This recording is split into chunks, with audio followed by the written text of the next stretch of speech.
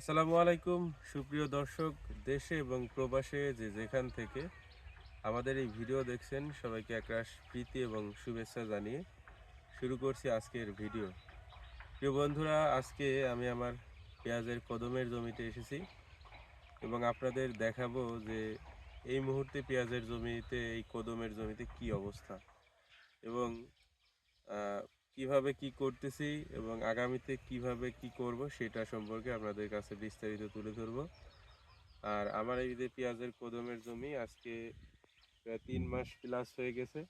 তো সেই হিসেবে অনেক কদম যেগুলো ছিল সবগুলো ফুটে গেছে, মানে কদম ফুটার আর বাকি নেই এখন।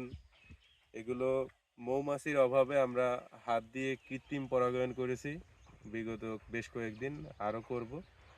তো হাত দিয়ে পরাগায়ন করার পরে শেষ পর্যন্ত কীরকম রেজাল্ট হয় বা মহান আল্লাহ তাআলা কী দেন সেটা আগামীতে দেখা যাবে। তো দেখুন আমাদের এই যে কদম অনেক সুন্দর হয়েছে এবার।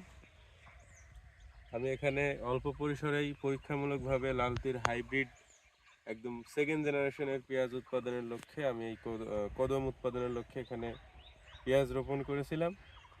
দেখা যাক কি হয়। আর আমি একদম পিওর লালতির হাইব্রিডের ফার্স্ট জেনারেশনের পেঁয়াজ আমি এখানে লাগিয়েছিলাম। তো মাশাআল্লাহ সুস্থ আছে, স্টিক এবং ফুল সবই কিন্তু সুস্থ আছে।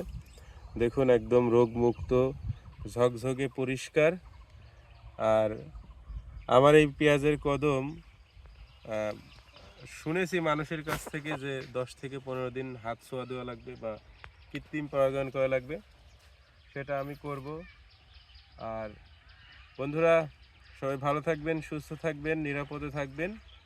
ভবিষ্যতে কি হয় পেঁয়াজের কদমের সেটা সম্পর্কে আপনাদেরকে জানিয়ে দেব। সবাই ভালো থাকবেন। আসসালামু আলাইকুম।